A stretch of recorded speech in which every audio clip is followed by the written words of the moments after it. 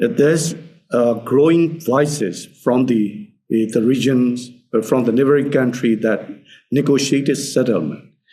ASEAN, UN agency, all these are calling. And but on the other hand, the Burmese people, Myanmar people they don't want the military anymore. They are disappointed, and they cannot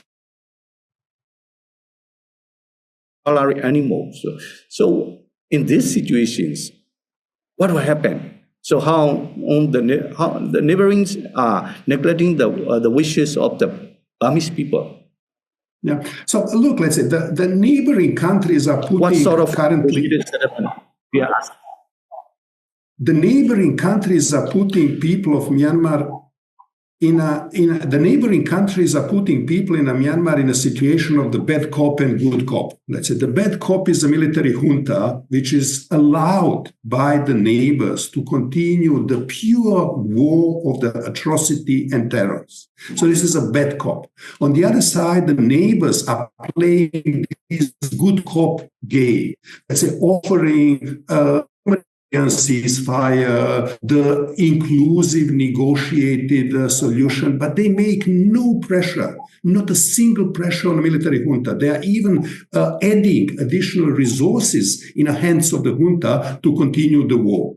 And by this negotiating settlement, let's say basically the only thing what they are offering is what I call soft surrender.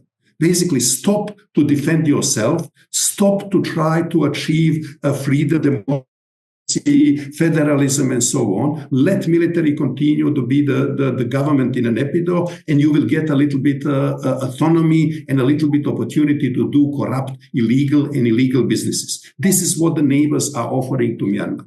It is understandable that people of Myanmar, after all sacrifices, after decades of the experience with the military, don't want to accept that surrender, but it will be hard. It will be next 6 to 8 months. We will be in a situation in which on one side military will continue its terror and the neighbors will continue with their wrong, misplaced policies. So the revolutionary forces and people of Myanmar unfortunately need now to endure these 6-8 months of the wrong policies of the neighbors and continue their revolutionary struggle. In this scenario, is there any possibility of collapse or the exhausted of a spring revolution? I think if we keep the political alliance between the Burma resistance and the ethnic resistance, the junta cannot defeat the revolutionary forces.